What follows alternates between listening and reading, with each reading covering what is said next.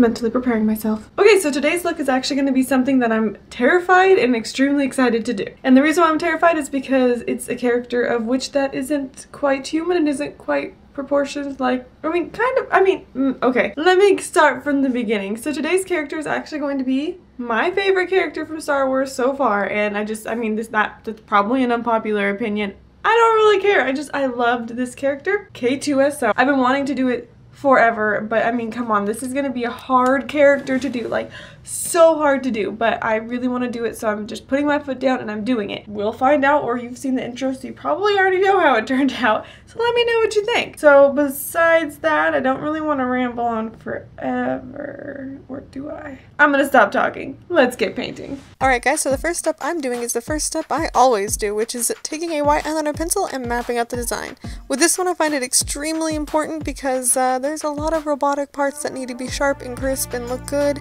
and I just need to know what I'm doing before I start painting it in. The next thing I'm going to do is take a gray body paint from Mehron, and it's a light gray one. I'm not sure what it's called. I think it's just light gray.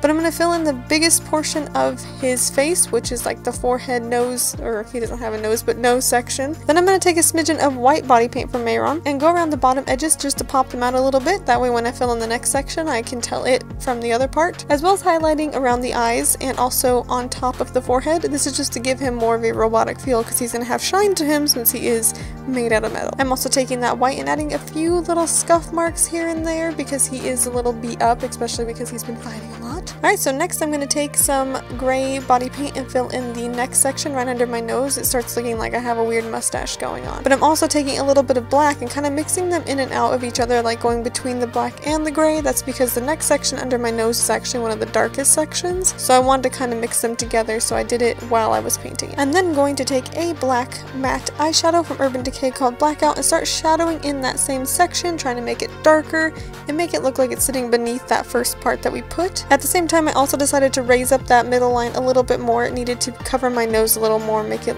you know, hide my nose because he doesn't have a nose.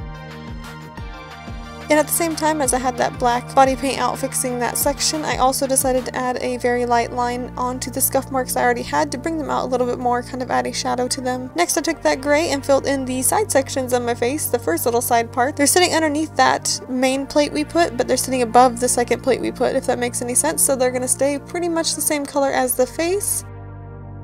But I'm going to be taking this matte black eyeshadow again and just shadowing underneath that main plate so you know that that part's sitting above the other part.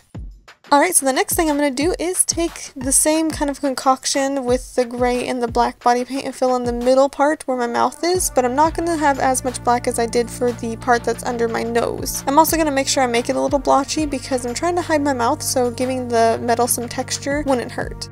I'm also going to be taking that black matte eyeshadow and shadowing around it, as well as adding some like white body paint in the black matte eyeshadow and dabbing it around the face, just again to hide my mouth a little bit more. As you can see from when I first painted it to now when I have the textured, it hides the mouth a lot. So now I'm going to take that same gray that I had before and fill in the last little chin part that I have.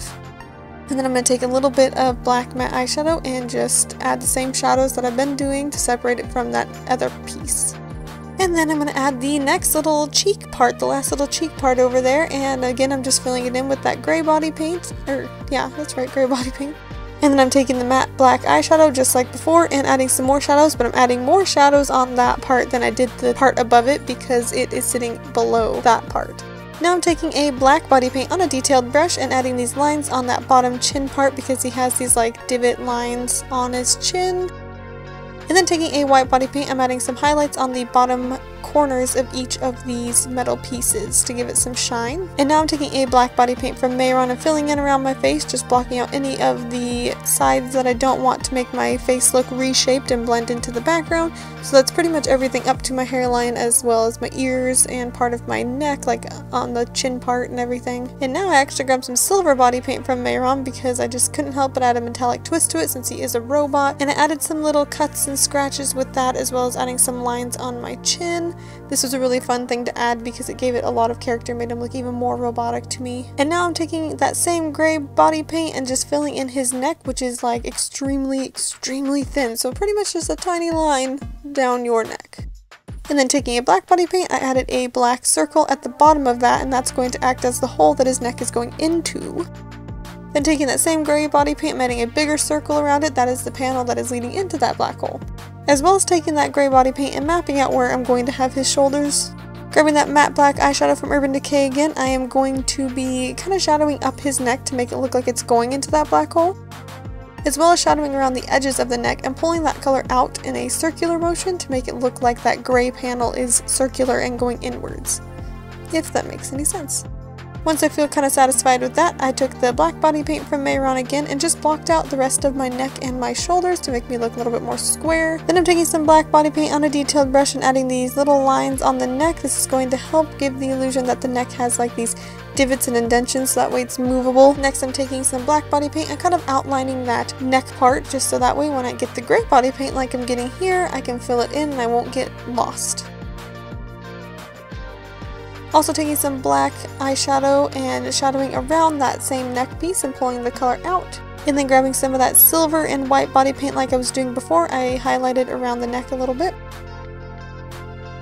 Then grabbing some black body paint on a detailed brush, I added the lines on the shoulders. He has these, like, it looks like his shoulders are connected, so I added 2 lines where I'm going to shadow inwards and then 3 lines in the middle.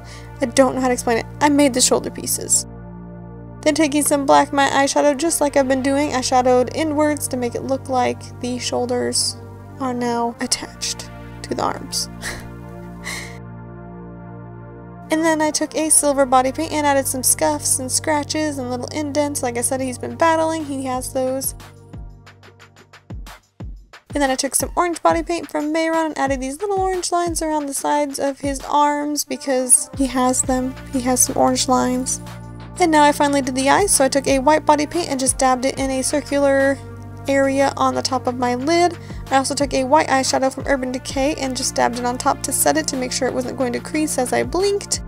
Then I took that same black eyeshadow and went around the edges of the eyes just to bring them out a little bit more, as well as adding a smidgen of silver and like around the edges of it to make it shine a little bit. And that is it. I'm extremely proud of this look. I did not think it was going to turn out as well as it did. I didn't think I would look anything like K2SO when I was done, but you know what? I have to say this is one of my favorite ones. Let me know what you think down below. Do you like this one? Do you like a different one better? Let me know. Be sure to like, comment, and subscribe to my YouTube channel. Give me any other ideas on the art related projects, and I shall see you guys next time.